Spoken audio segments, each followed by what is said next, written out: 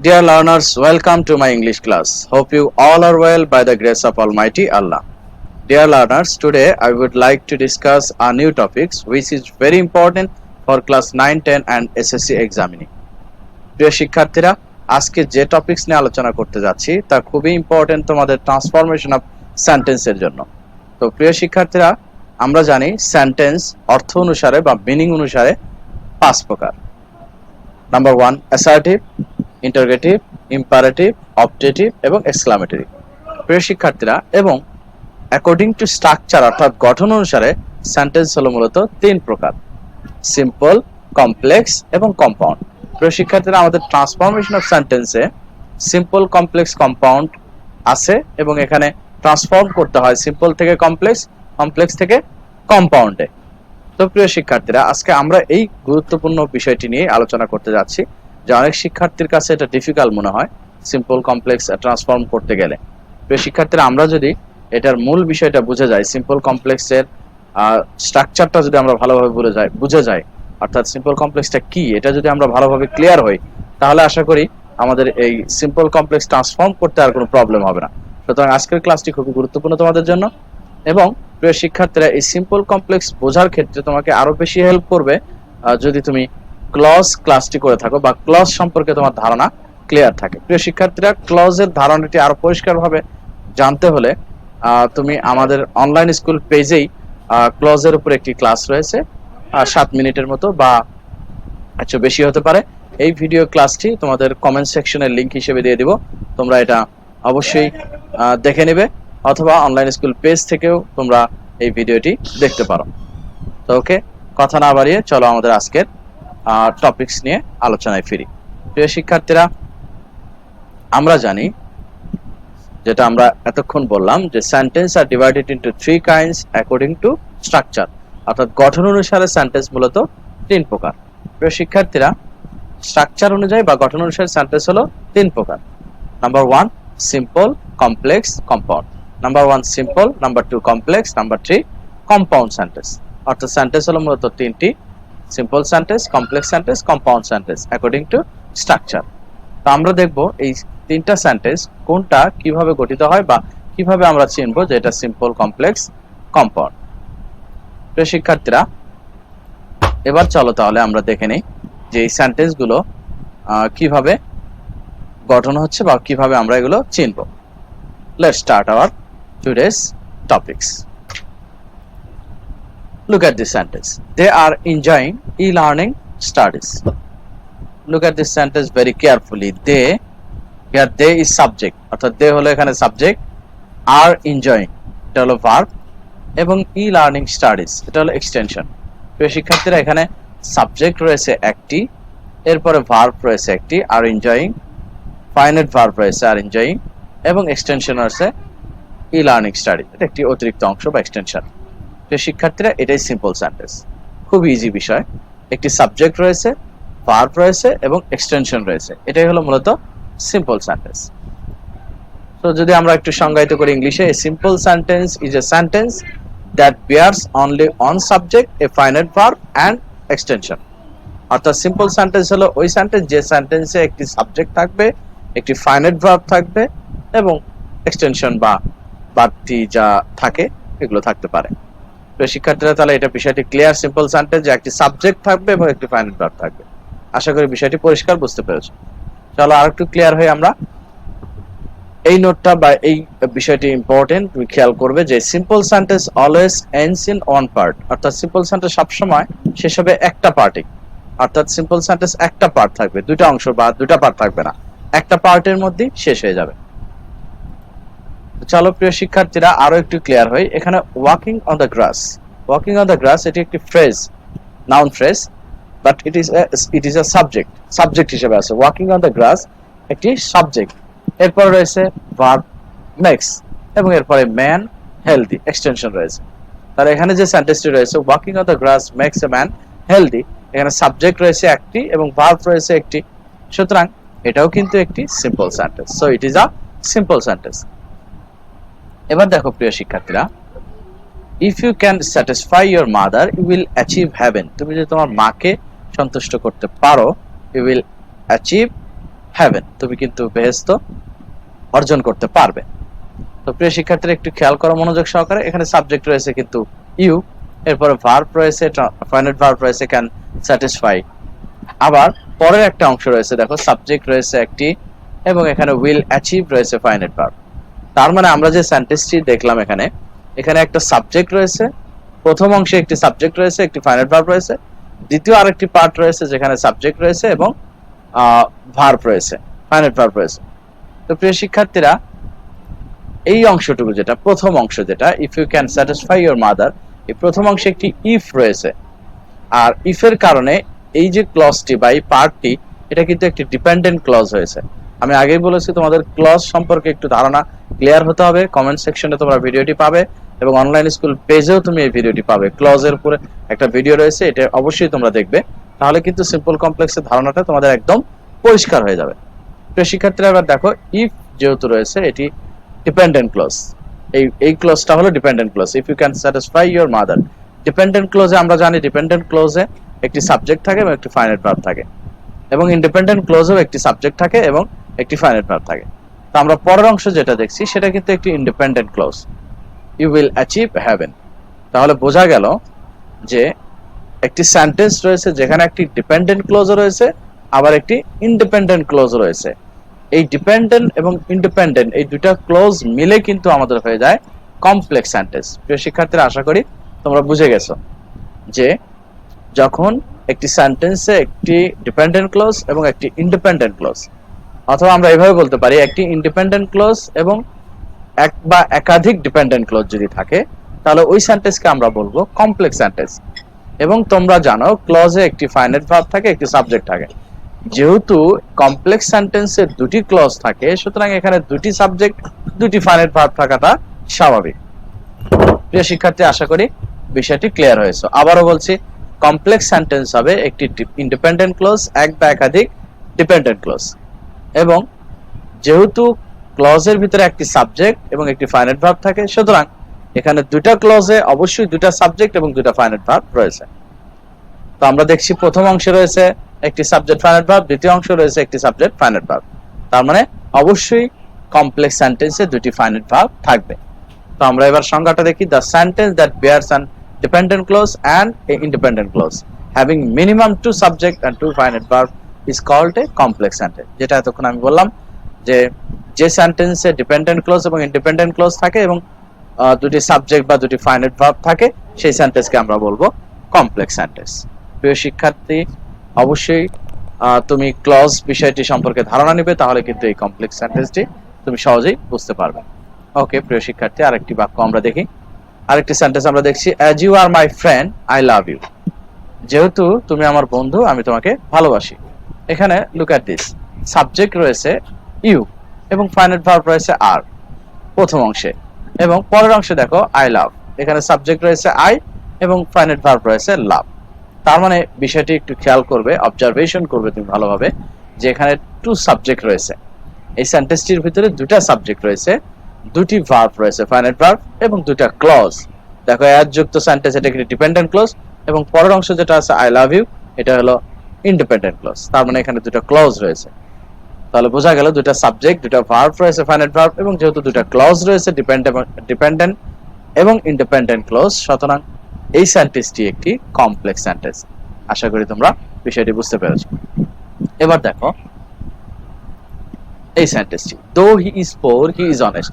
প্রিয় শিক্ষার্থী, এখানে কিন্তু হি ইজ অনেস্ট পরের অংশ যেটা, এটা একটি স্বাধীন অংশ অর্থাৎ ইন্ডিপেন্ডেন্ট ক্লজ, এবং এই পাশে দো রয়েছে যেহেতু এটি একটি ডিপেন্ডেন্ট ক্লজ। এবার পরের অংশ দেখো, অ্যাজ হি ইজ পোর, এটা একটি ডিপেন্ডেন্ট ক্লজ, যেহেতু অ্যাজ রয়েছে। হি পুলস রিকশা, ইন্ডিপেন্ডেন্ট ক্লজ।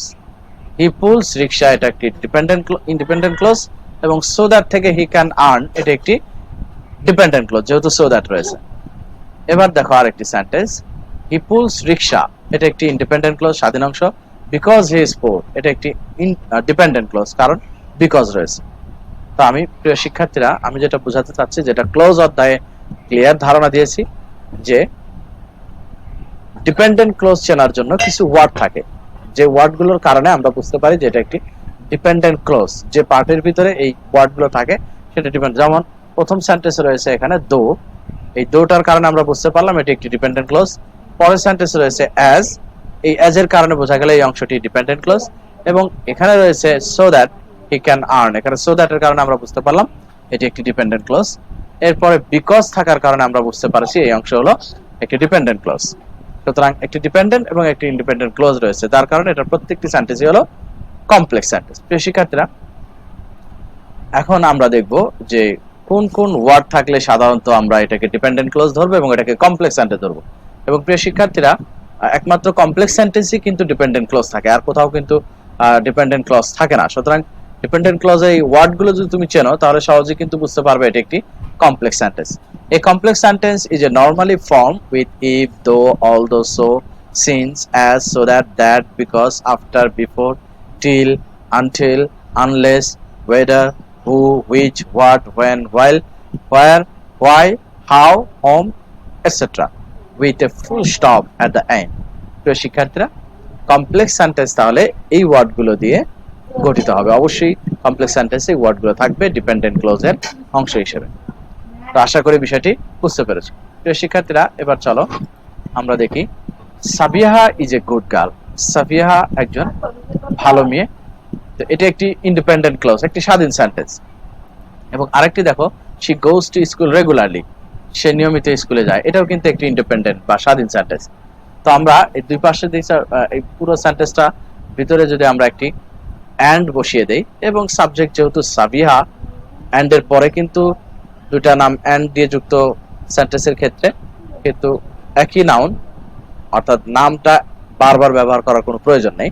এখানে প্রোনাউন ব্যবহার করবা, অ্যান্ড এর পরে নাউন ব্যবহার না করে প্রোনাউন ব্যবহার কর। যেহেতু শুরুতে সাবিহা লেখা হয়েছে, সুতরাং অ্যান্ড এর পরে আর সাবিহা না লিখে সাবিহার প্রোনাউনটা লিখে ফেলবা। ওকে, তাহলে আমরা দুটা স্বাধীন সেন্টেন্স বা দুটি ইন্ডিপেন্ডেন্ট ক্লোজের মাঝখানে অ্যান্ড দিয়ে দিলাম। তো বিষয়টি মনে হয় পরিষ্কার তোমাদের, যে দুটি ইন্ডিপেন্ডেন্ট ক্লোজের মাঝখানে অ্যান্ড দিয়ে আমরা যুক্ত করেছি।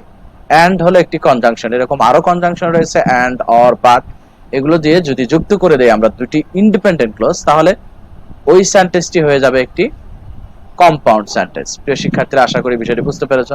এখানে অ্যান্ড রয়েছে এবং এই অ্যান্ড হলো two principal clause are joint with and, অর্থাৎ অ্যান্ড দ্বারা দুটি প্রিন্সিপাল বা প্রিন্সিপাল ক্লোজের আরেকটি নাম ইন্ডিপেন্ডেন্ট ক্লোজ, দুটি ইন্ডিপেন্ডেন্ট ক্লোজকে যুক্ত করা হয়েছে অ্যান্ড দ্বারা। সুতরাং এটি একটি কম্পাউন্ড সেন্টেন্স। আশা করি বিষয়টি ক্লিয়ার হয়েছে যে দুটি ইন্ডিপেন্ডেন্ট ক্লোজ বা দুটি প্রিন্সিপাল ক্লোজ যখন অ্যান্ড বা অর অথবা বাট এরকম কনজাংশন দিয়ে যখন যুক্ত হয়, তখন ওই সেন্টেন্সকে আমরা বলবো কম্পাউন্ড সেন্টেন্স। Very easy. প্রিয় শিক্ষার্থীরা, এবার একটু দেখো, I went there and meet my mother. এখানে আই ওয়েন্ট দেয়ার একটি পার্ট যেটা ইন্ডিপেন্ডেন্ট ক্লোজ, এবং অ্যান্ড এর পরে মেট মাই মাদার, এখানেও কিন্তু একটি ইন্ডিপেন্ডেন্ট ক্লোজ রয়েছে অ্যান্ড দ্বারা যুক্ত। এবার পরের অংশ দেখো, my mother is old but she is happy.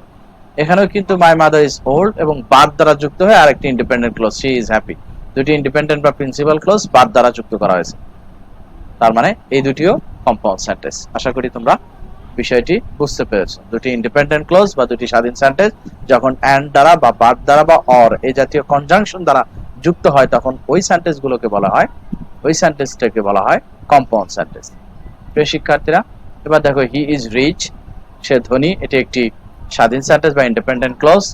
এবার দেখো, হি ইজ অ্যামিকেবল, সে একজন অমায়িক বা অ্যামিকেবল ব্যক্তি। তো এক্ষেত্রে দুটি কিন্তু একটি স্বাধীন ক্লজ বা স্বাধীন সেন্টেন্স। সেই ক্ষেত্রে আমরা যদি এটাকে যুক্ত করি বাট দিয়ে, দেখো, he is rich but amicable. প্রিয় শিক্ষার্থীরা, দেখো এখানে বাট বসানোর পর শুধু অ্যামিকেবল লেখা হয়েছে। এটারও একটা স্ট্রাকচার রয়েছে, যে যখন দেখবা যে অ্যান্ড অর বাট দ্বারা যুক্ত দুটি ক্লজ থাকবে, তখন প্রথম ক্লজে যদি সাবজেক্ট ভার্ব এবং বাট অ্যান্ড এর পরেও যদি সাবজেক্ট ভার্ব সেম হয়, সেক্ষেত্রে বাট বা অ্যান্ড এর পরে সাবজেক্ট ভার্বটা না লিখলেও চলে। এই জন্য এখানে লেখা হয়নি, অর্থাৎ এখানে উজ্জ্ব রয়েছে, একটু হাইড করা রয়েছে। তাহলে বুঝতে হবে বাটের পরেও সাবজেক্ট হি ইজ রয়েছে, বাট এটা হাইড, কেননা বাট বা অ্যান্ড এর পরে আমাদের এটা উল্লেখ করার প্রয়োজন নেই যে he is rich and amicable, এটা বললেই যথেষ্ট। He is rich but amicable, এটুকু বললেই যথেষ্ট। প্রিয় শিক্ষার্থীরা, আশা করি এটাও বুঝতে পেরেছে যে এটাও একটি কম্পাউন্ড সেন্টেন্স, জাস্ট শুধু হাইড করা হয়েছে সাবজেক্ট ভার্বকে, দুটি ইন্ডিপেন্ডেন্ট ক্লোজ বাট দ্বারা যুক্ত করা হয়েছে। প্রিয় শিক্ষার্থীরা, জয়েন করা হয়েছে বাট দ্বারা, সুতরাং এটা বুঝে গেছে। Assertive sentence plus conjunction plus assertive sentence, অর্থাৎ দুটি ইন্ডিপেন্ডেন্ট ক্লোজের মাঝখানে কনজাংশন হলে সেই ক্ষেত্রে এটিকেও কম্পাউন্ড সেন্টেন্স বলা হয়। তো কম্পাউন্ড সেন্টেন্স আশা করি বুঝতে পেরেছো। প্রিয় শিক্ষার্থীরা এবার দেখো read or you will fail. এখানে দেখো অর দ্বারা যুক্ত করা হয়েছে, অর এর আগে কিন্তু রিড রয়েছে, এটা কিন্তু একটি ইম্পারেটিভ সেন্টেন্স, একটি ওয়ার্ড রয়েছে আর কোনো বিষয়ে যুক্ত করা হয় নাই। বাট রিড পড়ো এটা কিন্তু ইম্পারেটিভ সেন্টেন্স, একটি সেন্টেন্স বা একটি ক্লজ, এটি একটি স্বাধীন ক্লজ, এরপরে অর লেখা হয়েছে এবং তারপরে কিন্তু আরেকটি independent clause you will fail এটা যুক্ত করা হয়েছে। সুতরাং এটাও কিন্তু একটি compound sentence joint with conjunction or দ্বারা যুক্ত করা হয়েছে। তো এবার দেখি আমরা কম্পাউন্ড সেন্টেন্স যেহেতু, তাহলে আমরা এতক্ষণ যেটা আলোচনা করলাম বুঝে গেছে তোমরা যে two principal clause are joint with conjunction is called compound sentence. দুটো প্রিন্সিপাল ক্লজ বা ইন্ডিপেন্ডেন্ট ক্লজ যখন কনজাংশন দ্বারা যুক্ত হয় তখন সেটাকে আমরা বলি কম্পাউন্ড সেন্টেন্স। আশা করি কম্পাউন্ড সেন্টেন্সটা বুঝে গেছো। এবার তোমরা একটু আইডেন্টিফাই করবে যে এটা আসলে কি সেন্টেন্স, এইগুলো আসলে কি সেন্টেন্স। যেমন বাটারফ্লাই লুকস ভেরি বিউটিফুল, এটা কি সেন্টেন্স, এবং পরের সেন্টেন্স গুলো কি তোমরা একটু যাচাই করবে নিজেকে। ভিডিওটি প্রয়োজনে পজ করে রাখবে, করে তোমরা এটা নিজেকে যাচাই করবে যে এতক্ষণ যে আলোচনা করলাম সেটা তোমরা আসলে বুঝতে পেরেছো কিনা। যদি বুঝে থাকো তাহলে অবশ্যই তোমরা এটা দেখবে যে যাচাই করবে নিজেকে যে আমরা বুঝতে পেরেছি কিনা। ওকে প্রিয় শিক্ষার্থীরা, আমরা একটু দেখি প্রথম সেন্টেন্সটি কি হবে। বাটারফ্লাই লুকস ভেরি বিউটিফুল, এখানে বাটারফ্লাই সাবজেক্ট রয়েছে এবং লুকস একটি ভার্ব রয়েছে, অর্থাৎ একটি সাবজেক্ট একটি ফাইনাইট ভার্ব, একটি পার্টের মধ্যে সেন্টেন্সটি শেষ হয়ে গেছে। Very beautiful, butterfly looks very beautiful, একটি পার্ট মাত্র এবং একটি সাবজেক্ট একটি ফাইনাইট ভার্ব। সুতরাং এটি একটি সিম্পল সেন্টেন্স। আশা করি তোমরা এটা বুঝতে পেরেছো। Strawberry is a good fruit and it is nutritious. Strawberry is a good fruit, এটি একটি ইন্ডিপেন্ডেন্ট ক্লজ, স্বাধীন সেন্টেন্স। অ্যান্ড মাঝখানে রয়েছে এবং আরেকটি ইট ইজ নিউট্রিশিয়াস, এবং এটি নিউট্রিশিয়াস বা পুষ্টিকর আরেকটি অংশ রয়েছে। সুতরাং বোঝা গেল এখানে অ্যান্ড দ্বারা দুটি ইন্ডিপেন্ডেন্ট ক্লজ যুক্ত করা হয়েছে, সুতরাং এটি একটি কম্পাউন্ড সেন্টেন্স অ্যান্ড অর বার দ্বারা যুক্ত থাকলে। তো শিক্ষার্থীরা এবার পরেরটা দেখো, there are many trees which are green. There are many trees এটা কিন্তু একটি ইন্ডিপেন্ডেন্ট ক্লজ, এবং হুইচ আর গ্রিন যা হয় সবুজ, হুইচ দিয়ে পরে একটি ক্লজ রয়েছে, হুইচ যেন ডিপেন্ডেন্ট ক্লজের একটি পার্ট। সুতরাং হুইচ আর গ্রিন এটা হলো ডিপেন্ডেন্ট ক্লজ, আর দেয়ার আর মেনি ট্রিজ এটা হলো ইন্ডিপেন্ডেন্ট ক্লজ। একটি ডিপেন্ডেন্ট এবং একটি ইন্ডিপেন্ডেন্ট ক্লজ থাকলে সেটা হয়ে যায় কমপ্লেক্স সেন্টেন্স। এবং এখানে খেয়াল করে দেখো দেয়ার আর সাবজেক্ট ভার্ব রয়েছে, ফাইনাইট ভার্ব, আবার হুইচ আর এখানেও সাবজেক্ট ফাইনাইট ভার্ব রয়েছে। যেহেতু দুটো ভার্ব রয়েছে ফাইনাইট ভার্ব, সুতরাং এটা অবশ্যই কমপ্লেক্স সেন্টেন্স। প্রিয় শিক্ষার্থীর পরের সেন্টেন্স দেখো, if you go to the zoo. If যেহেতু রয়েছে এই অংশটা কিন্তু একটি dependent clause. You can see bears এটা হলো ইন্ডিপেন্ডেন্ট ক্লজ, দুটো ক্লজে দুটো ফাইনাইট ভার্ব রয়েছে। সুতরাং একটি ইন্ডিপেন্ডেন্ট একটি ডিপেন্ডেন্ট ক্লজ থাকলে এবং দুটি ফাইনাইট ভার্ব থাকলে, দুটি সাবজেক্ট থাকলে অবশ্যই সেটা কিন্তু কমপ্লেক্স সেন্টেন্স। পরের বাক্যটি দেখো বা সেন্টেন্সটি দেখো, দ্য বি ইজ লিটল, এটা একটি ইন্ডিপেন্ডেন্ট ক্লজ। পার্টের পরে দেখো ইট ইজ ইন্ডাস্ট্রিয়াস, এটাও কিন্তু একটি ইন্ডিপেন্ডেন্ট ক্লজ। সুতরাং দুটি ইন্ডিপেন্ডেন্ট ক্লজের মাঝখানে কনজাংশন বাট রয়েছে। যখন দুটি ইন্ডিপেন্ডেন্ট ক্লজ বাট দ্বারা যুক্ত হয় তখন সেটা কিন্তু কম্পাউন্ড সেন্টেন্স হয়ে যায়। এতক্ষণ যে বিষয়গুলো আলোচনা করলাম সেই আলোকে identify the name of sentence, এই সেন্টেন্সগুলোর আইডেন্টিফাই করার চেষ্টা করবে। ভিডিও পজ করে আমার আনসারটি দিয়ে দিলাম তোমাদের, তবে আনসারটি দেখার আগে তোমরা পজ করে দেখে নেবে। প্রিয় শিক্ষার্থীরা, আশা করি তোমরা আজকের এই সিম্পল কমপ্লেক্সের ধারণাটি তোমাদের ক্লিয়ার হয়েছে। সুতরাং আমরা একটু খেয়াল করে দেখব যে সেন্টেন্সগুলো ঠিকভাবে আমরা বুঝতে পেরেছি কিনা, অর্থাৎ সিম্পল, কমপ্লেক্স এবং কম্পাউন্ড কাকে বলে এবং এই গঠনগুলো কেমন, দেখতে কেমন, চিনতে কেমন, চেনার ক্ষেত্রে কি কি প্রবলেম হয়, এগুলো আমরা বুঝতে পারলাম কিনা এই বিষয়টি ক্লিয়ার হওয়ার চেষ্টা করবে। আর আবারও বলছি আমি, তোমরা কিন্তু ক্লজ এর ভিডিওটি অবশ্যই দেখবে। যদি ক্লজটা ক্লিয়ার না হও তাহলে কিন্তু সিম্পল কমপ্লেক্স বুঝতে তোমাদের জন্য খুবই কঠিন হবে। প্রিয় শিক্ষার্থী, ভিডিওটির দীর্ঘায়িত না করে আজকের মতো এখানেই বিদায় নিচ্ছি। সবাই সুস্থ থাকবে, ভালো থাকবে। আল্লাহ হাফেজ।